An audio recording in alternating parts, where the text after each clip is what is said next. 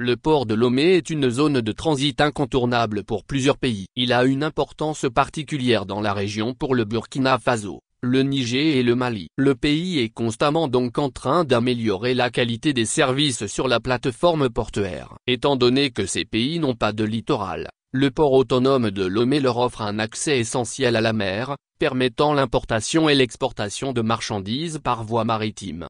L'infrastructure togolaise est connue pour sa facilité de transit et ses installations davantage modernisées ces dernières années. Cela permet de réduire les délais et les coûts associés au transport de marchandises. Le port offre des connexions vers d'autres destinations. Sur place, il existe une diversité de services, tels que le transbordement, le stockage et la manutention des marchandises, etc. L'activité au port en 2023. L'année passée, le port de Lomé a traité plus de 30 millions de tonnes de marchandises, contre 29,7 millions de tonnes en 2022. Il y a eu une augmentation des importations qui sont chiffrées à 8,9 millions de tonnes, soit une hausse de 10,45% par rapport aux chiffres de 2022. S'agissant des exportations, elles ont aussi évolué en 2023, atteignant 2,28 millions de tonnes, représentant une augmentation substantielle de 37,72% par rapport à l'année précédente.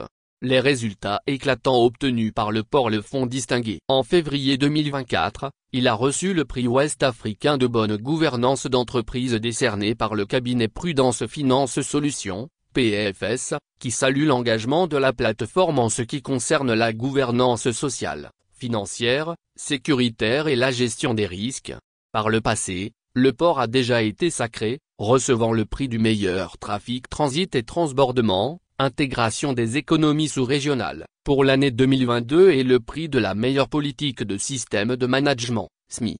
Désengorgement du TP3. Pour éviter la lenteur de déchargement des conteneurs, le ministre de l'économie maritime rassure les opérateurs économiques des 3 pays de l'Hinterland cités plus haut que des solutions sont déjà trouvées pour rehausser davantage la qualité des services.